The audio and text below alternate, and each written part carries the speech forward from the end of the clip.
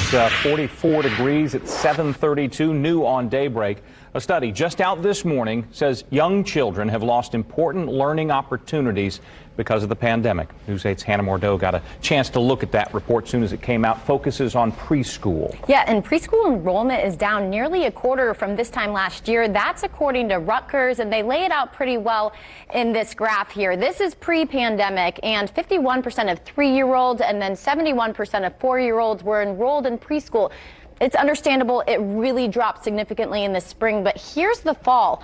32% of 3-year-olds and then 40% of 4-year-olds are enrolled back in the classroom. Now, it increases a tiny bit if you include hybrid e-learning education, but really this is showing that a lot of these kids are missing out on this early education. Now, the National Institute for Early Education Research at Rutgers says the pandemic has caused 7 main problems. Along with preschool participation dropping, support for kids with disabilities has suffered.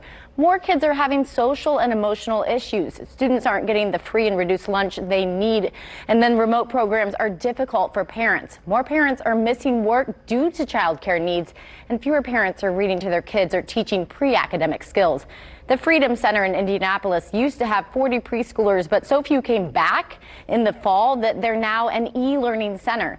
Pam Leeper runs the program, and she noticed kids coming into the first grade who are behind on knowing their alphabet and numbers.